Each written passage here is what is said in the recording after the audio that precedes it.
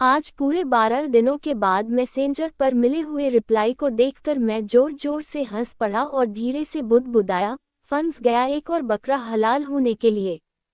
मैं पागलों की तरह हंसे जा रहा था, तभी मोबाइल से नजरें हटाकर सामने देखा तो ऑफिस के सभी लोगों की मुझसे सवाल करती हुई नजरें मेरी तरफ थी। मैं झेप गया और जैसे तेज रफ्तार से चलती गाड़ी के आगे अचानक किसी के आने से इमरजेंसी ब्रेक लगते हैं, वैसे ही मेरी हंसी को भी ब्रेक लग गया था। किरण भी मुझे बड़े ध्यान से देख रही थी।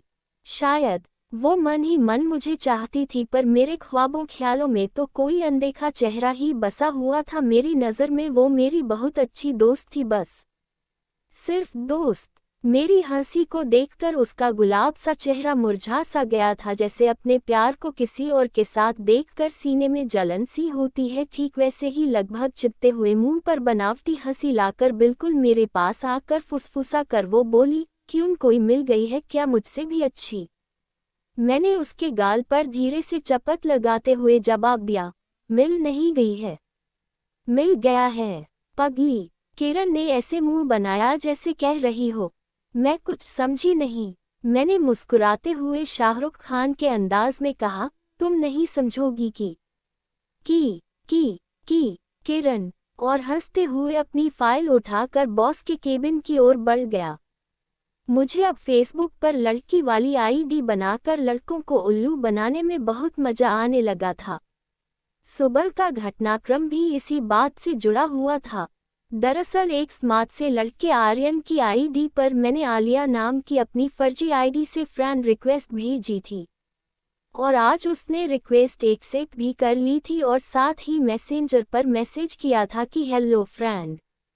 मैंने भी लड़कियों जैसे ही नखरे दिखाते हुए 4 दिन बाद एक स्माइली चिपका दी।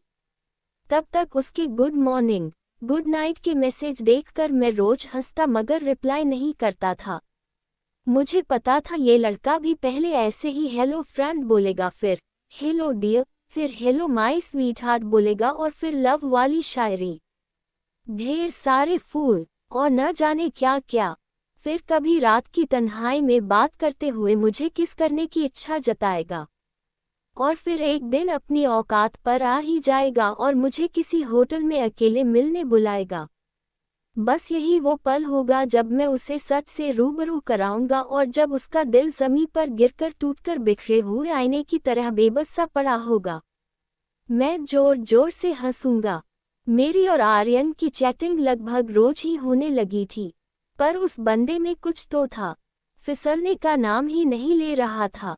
मैं चाहता तो उसे ब्लॉक भी कर सकता था, पर अब वो मेरे लिए एक चैलेंज की तरह था।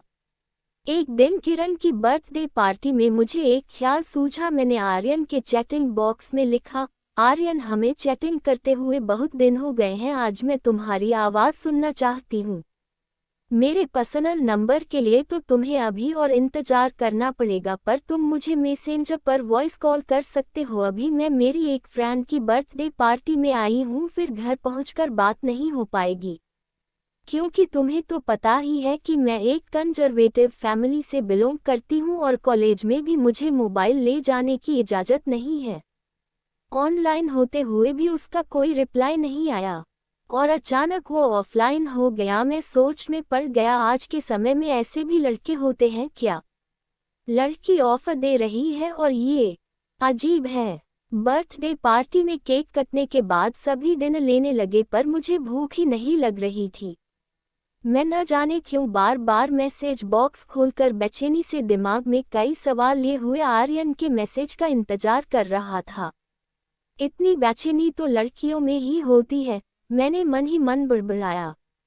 नहीं, मैं तो लड़का ही हूँ, मेरा नाम डॉक्यूमेंट में भी रोहित ही लिखा हुआ है, पर मुझे आर्यन से इतना लगाव सा क्यों लग रहा है, उससे चैटिंग करने का मन क्यों करता है, अब उसके मैसेज देखकर जोर जोर से हंसता क्यों नहीं हूँ? क्या मुझे लड़के पसंद हैं? छी, ये नहीं हो सकता। मुझे आज खुद पर शक होने लगा था। मैं लड़का ही हूँ, मैं लड़का ही हूँ। ख्यालों में खोए हुए कब मेरी आवाज़ मेहमानों का हालचाल लेती हुई बर्थडे गर्ल किरण के कानों में पहुँच गई।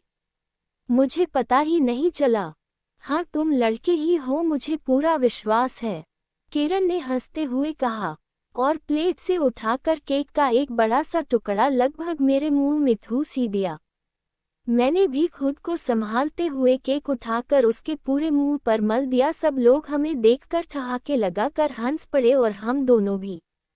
पार्टी का लगभग दी एंड हो चुका था, पर डीजे पर अभी भी पार्टी अभी बाकी है की धुन बज रही थी और किरण के रूम पर बस किरण को मिलाकर हम 5 सबसे अच्छे दोस्त ही रुके हुए थे। किरण हम सभी को खींचते हुए डांस फ्लोर पर ले गई और फिर शुरू हो गया था बादशाह के गानों पर मस्ती डांस। मैंने एहतियातन अपना मोबाइल जेब से निकाल कर कुछ दूर रख दिया था। डांस करते हुए अचानक मोबाइल की स्क्रीन चमक उठी। मैंने दौड़कर मोबाइल को हाथों में उठा लिया। अरे ये तो आर्यन की वॉइस कॉल है। मैंने नाचती हुई किरण का हाथ पकड़ा और उसे डांस फ्लोर से दूर ले गया। किरण यार प्लीज, तू मेरी सबसे अच्छी दोस्त है ना, मेरा एक काम कर दे, प्लीज कर देना, बस सबसे अच्छी दोस्त। किरण ने मेरी आंखों में आंखें डालते हुए पूछा। उसके इस तरह से देखने ने मुझे अंदर तक एक अनजाने डर से कंपा दिया था, पर मैंने खुद को संभालते हुए कहा, हाँ अभी तो बस सबसे अच्छी दोस्त पगली। इधर किरण को मनाने में मुझे वक्त लग रहा था, उधर आर्यन की कॉल 6वीं बार रिंग कर रही थी। आखिर किरण मान ही गई। मैंने उसे सब बता दिया था, अब वो बन गई थी आलिया। मैंने कॉल उठाए और स्पीकर ऑन कर दिया। आलिया बनी हुई किरण ने फुसफुसा कर कहा, हेलो।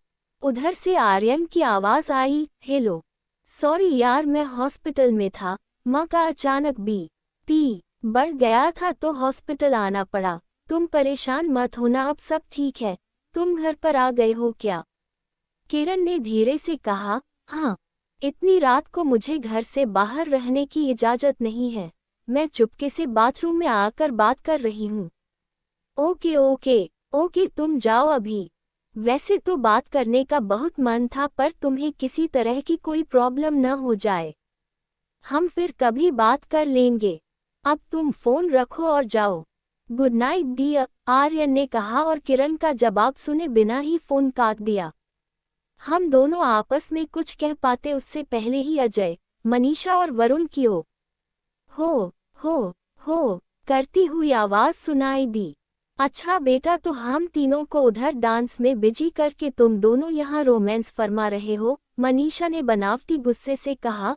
अजय वरुण ताली मारकर ठहाके लगा रहे थे। ये सुनकर किरण तो ऐसे शर्मा गई जैसे सच में मैंने उसे किस ही कर लिया हो। मैंने झेपते हुए कहा, अरे नहीं यार एक अर्जेंट बात थी। अजय बोला, हम सब समझ गए हैं तुम्हारी अर्जेंट बात। उधर वरुण जोर जोर से गाना गाने लगा। दो दिल मिल रहे हैं मगर चुपके चुपके, सबको हो रही है खबर चुपके चुपके। मुझे ये सब बहुत इरिटेट कर रहा था, इसीलिए मैं वहां से किसी से बिना कुछ बोले ही अपने घर की ओर निकल पड़ा।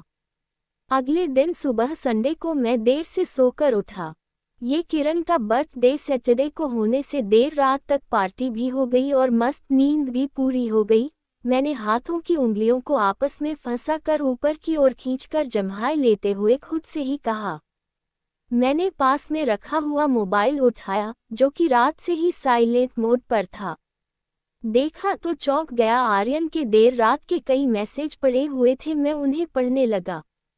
मुझे पता है तुम सो गई हो और मेरे मैसेज सुबह ही पढ़ोगी, पर कुछ पूछने का मन कर रहा है, अभी पूछता हूँ, सुबह पढ़कर जवाब देना। मैं आगे के मैसेज और उत्सुकता से पढ़ने लगा।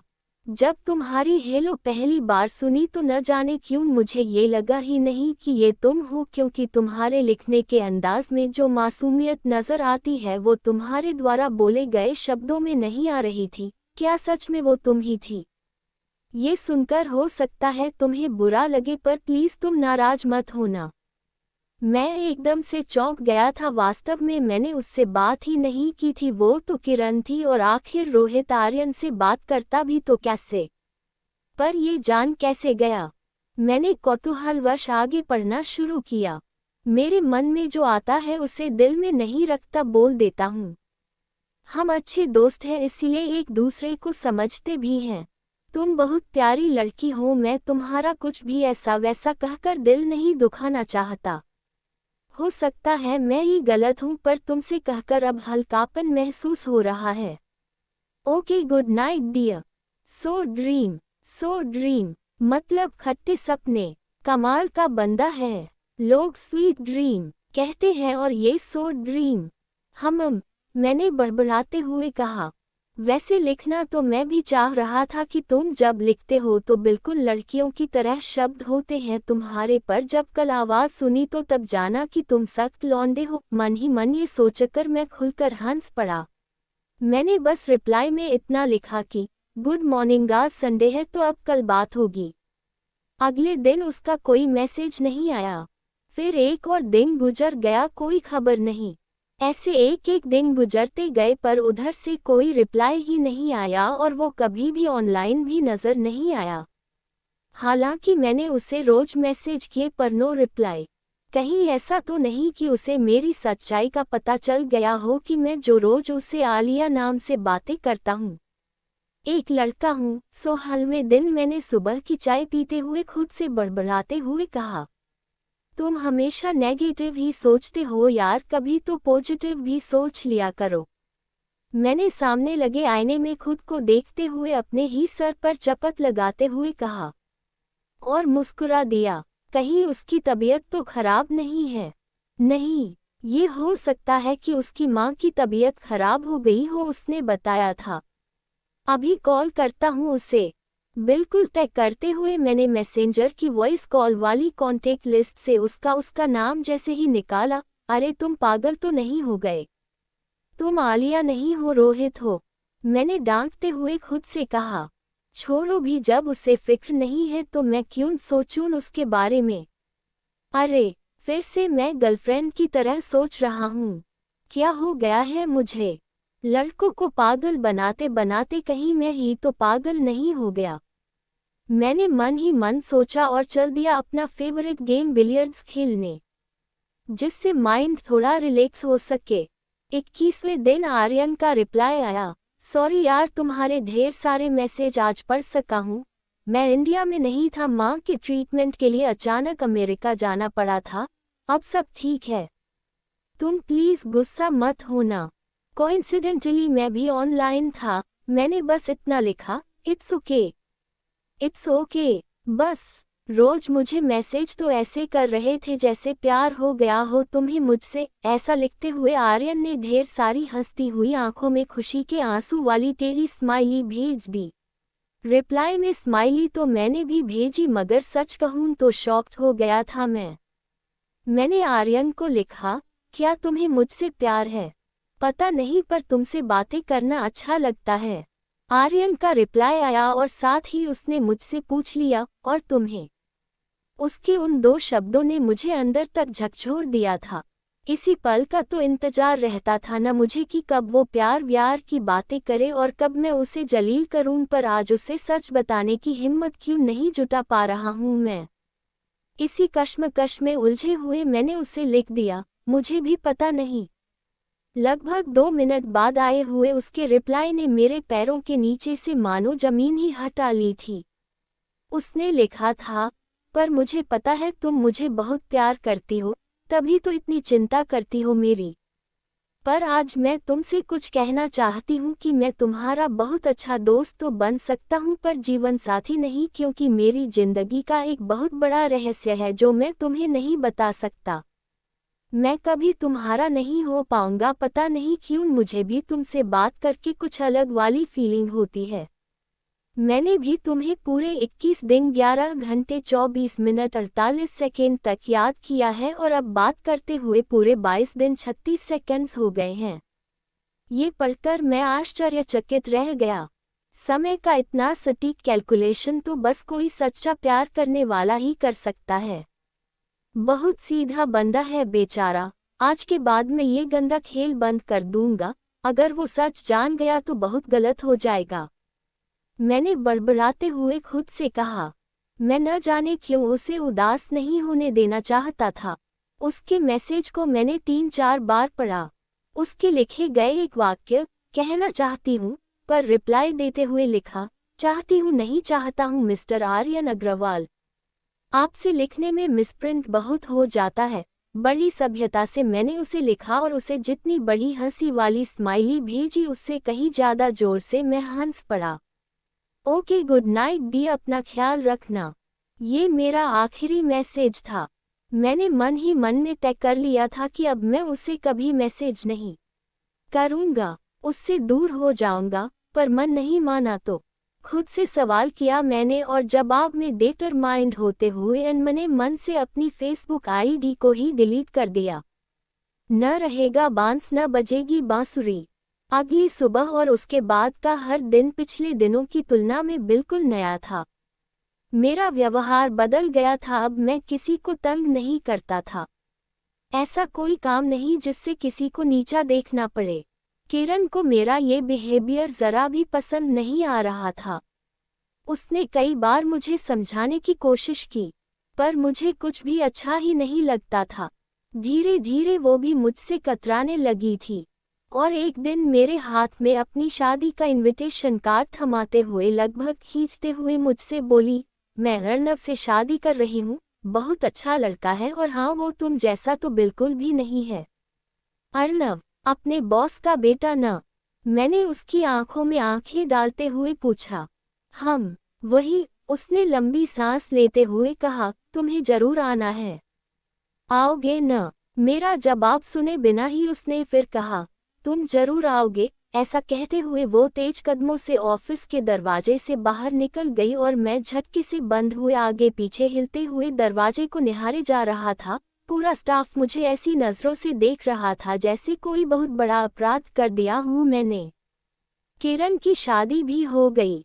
वो अर्नव के साथ अब बेंगलुरु शिफ्ट हो गई थी। जब मेरे घरवालों को पता चला, जो कि किरण और मेरी शादी के सपने देख रहे थे, तो उन्होंने मेरे लिए आने वाले रिश्तों के स्वागत में घर के दरवाजे खोल दिए थे। मैं घर का इकलौता चिराग जो था, सब मुझे अपनी जान से ज्यादा प्यार करते थे और मेरी शादी के तो ऐसे सपने सजाए थे कि पूछो ही मत। शादी तो मुझे भी करनी थी, अब पूरे 25 साल का भी तो हो गया था मैं। छोटे चाचा जी रोज नई लड़कियों की तस्वीर लेकर आ जाते। वो मुझसे बस 2 साल ही बड़े थे तो मुझसे मजाक भी कर लेते थे। मैं लड़कियों की तस्वीर देखता और रिजेक्ट कर देता था। किसी भी तस्वीर में वो अट्रैक्शन नहीं था जो मुझे दिल से अपनी ओर खींच ले। ऐसे करते करते 6 महीने और गुजर गए। एक दिन बड़े चाचा जी ने गुस्से से कहा, अगर ऐसे ही हर किसी लड़की को रिजेक्ट करते रहोगे न तो एक दिन तय है रिश्ते आने भी बंद हो जाएंगे। अब कर भी लो यार शादी। तुम्हारे हिसाब से लड़की देखना बंद। मेरी अग्रवाल जी से बात हो गई है, उनकी लड़की बहुत सुंदर सुशील है। कल हम सब उसे देखने दिल्ली चल रहे हैं। कल संडे भी है तो कोई बहाना भी नहीं चलेगा तुम्हारा, ठीक है? चाचा जी ने जोर देकर पूछा तो मैंने हाँ में सर हिला दिया। मगर अग्रवाल नाम सुनकर आज पूरे 3 साल के बाद मुझे आर्यन अग्रवाल की याद आ गई थी। वैसे क्या मैं उस सख्त लौंडे को कभी भूल पाया हूँ? खुद से सवाल करते हुए मैं पुराने दिनों को याद करके खिलखिलाकर हंस पड़ा। अगले दिन मैं, माँ, बड़े चाचा, छोटे चाचा और मौसी की बेटी यानी कि मेरी प्यारी बहन रिंकी दिल्ली के लिए रवाना हो गए। लड़की वालों के घर पहुंचते ही हमारा स्वागत ऐसे किया जा रहा था जैसे आज ही बहू को विदा करा के हम साथ में ले जाएंगे। मेन गेट से बगीचे को क्रॉस करते हुए हम एक हॉल में दाखिल हुए। दरवाजे के एकदम सामने एक बड़ी सी तस्वीर पर मेरी नज़र ठहर गई और ठहरती भी क्यों न काले लिबास में लिपटी हुई संगमरमर सी सफ़ेद लड़की जिसकी भीगी हुई जुल्फों से टपकती हुई पानी की बूंदें तस्वीर में भी वास्तविकता का एहसास करा रही थीं। सादगी ऐसी बेमिसाल कि एक नज़र में ही प्यार हो जाए। मुंह से निकला बनाने वाले ने क्या तस्वीर बनाई है। काश यही वो लड़की होती तो मैं बिना कुछ सोचे समझे हाँ कह देता। मेरे तस्वीर पर लगे ध्यान को रिंकी की बिल्कुल मेरे कान के पास आती हुई आवाज ने तोड़ा, भैया भाभी आने वाली है, तस्वीर को छोड़ो अब रियल में देखो। क्या? सुनो रिंकी, यही लड़की हम देखने आए हैं। हम अभी जब आप तस्वीर देखने में कहीं खोए हुए थे तभी होने वाली भाभी के भैया आर्यन ने मुझे बताया। रिंकी ने चुटकी लेते हुए मुझसे कहा, आर्यन, वो भी अग्रवाल, ये क्या हो रहा है मेरे साथ? आखिर क्यों हो रहा है? मैंने आर्यन की ओर देखा, वो भी मुझे देख रहा था। उसने मुझे हेलो कहा। मैंने भी उसके चेहरे को लगभग घूरते हुए उसे हाय बोल दिया। और 2 मिनट बाद ही बड़ी हिम्मत जुटाकर आर्यन से बोला, मुझे अपना घर नहीं दिखाओगे Aryan? Sure, why not? Aryan ने कहा। तभी माँ ने मुझे ऐसे देखा जैसे कह रही हूँ, आर्यन ही क्यों? घर देखना ही है तो जो चाय लेकर आने वाली है उसके साथ देखो। पर मैंने माँ के देखने को लगभग अनदेखा सा कर दिया और आर्यन के साथ सबसे पहले बगीचे में आ गया। उससे डायरेक्ट तो पूछ नहीं सकता था, इसीलिए मैंने कहा, आर्यन तुम्हें बॉलीवुड मूवी पसंद है न? उसने हाँ में सर हिला दिया। मैंने फिर पूछा, तुम्हारा फेवरेट एक्टर कौन है? टाइगर श्रॉफ। जवाब आया। और फेवरेट एक्ट्रेस पक्का आलिया ही होगी है न? मैंने पूछकर उसके चेहरे को ऐसे देखा जैसे मेरे दिमाग में उठते हुए हजारों सवालों का अब यही एक सही जवाब आने वाला है, पर आलिया नाम सुनकर भी उसके चेहरे के एक्सप्रेशन नहीं बदले। नहीं, मुझे यामी गौतम पसंद है। और आपको? आर्यन ने कहा तो मैं शॉक रह गया। आर्यन के सवाल का कोई जवाब भी नहीं दिया और अब आर्यन अग्रवाल का चैप्टर फिर से क्लोज हो गया था। मैंने बोझिल मन से आर्यन के साथ पूरा घर देखा और लौटकर उसी हॉल में आ गया। तभी सामने से हाथों में चाय की ट्रे लिए हुए वो लड़की आती हुई दिखाई दी। प्रिया नाम है भाभी का, रिंकी ने फुसफुसाते हुए कहा। पीली साड़ी में कढ़ाईदार लाल कलर के फूल, सुनहरा बॉर्डर, माथे पर छोटी सी गोल्डन कलर की बिंदी, सर पर पल्लू और झुकी हुई नजरें। सच कहूं तो वो सामने टंगी हुई तस्वीर से भी कहीं ज्यादा खूबसूरत नजर आ रही थी। प्रिया ने सबको चाय दी और माँ के कहने पर उनके बगल में ही बैठ गई। माँ ने प्रिया के सर पे बड़े प्यार से हाथ फेरा और बोली, बेटा तुम बहुत सुंदर हो, मेरा रोहित भी बिल्कुल हीरो जैसा ही लगता है ना? वो मुस्कुरा दी। उसके चेहरे का रंग हल्का गुलाबी हो गया था, शायद ये शर्म का रंग था। तभी बड़े चाचा की आवाज आई, अग्रवाल जी, आपने अपनी बेटी को इंग्लिश मीडियम कॉलेज में भले ही पढ़ाया हो पर संस्कार तो हिंदी वाले दिए हैं, अपने प्यारे भारत वाले में आपकी बेटी बहुत पसंद है। अब ये दोनों भी मिलकर एक दूसरे को पसंद कर लें, चलिए हम सब किसी और कमरे में चलते हैं। सब हम दोनों को अकेला छोड़कर चले गए। कुछ देर तक हम दोनों ही शांत रहे। न जाने क्यों उसकी तस्वीर देखकर मुझे उससे एक लगाव सा महसूस हुआ था जो सैकड़ों लड़कियों की तस्वीर देखकर नहीं लगा। ऐसा लग रहा था जैसे मैं पहले भी प्रिया से कभी मिल चुका हूँ और अब वो मेरे करीब बैठी थी। मैंने चुप्पी तोड़ते हुए पूछा, प्रिया जी, आपकी ये बड़ी सी तस्वीर देखकर ही आपको मैंने पसंद कर लिया था, पर आप तो तस्वीर से भी ज्यादा प्यारी हैं। घर वालों को आपका बिहेवियर बहुत पसंद आया। और आपको? उसकी मीठी सी आवाज ने जैसे कानों में अमृत घोल दिया हो। मैंने कहा, मुझे भी। और आपको? मैं। उसने बड़ी मासूमियत से हाँ में सर हिला दिया। भाभी को भैया पसंद आ गए। पर्दे की ओट में छुपी हुई हमारी सारी बातें सुन रही रिंकी नाचते हुए शोर मचाते हुए सामने आ गई तो घर वाले भी हंसते हुए आ गए। छोटे चाचा ने लड्डू उठाकर अग्रवाल जी के मुंह में रख दिया।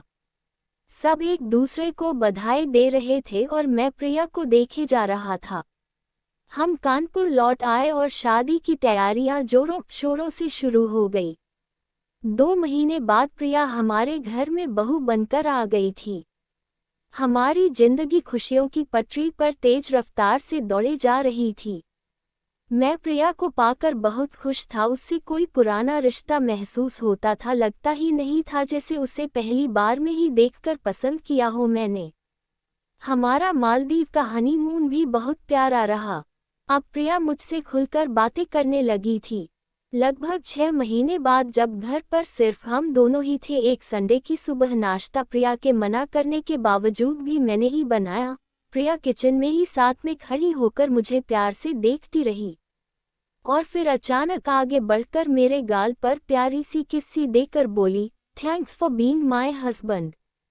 मैंने मुस्कुराकर उसके माथे को चूम लिया।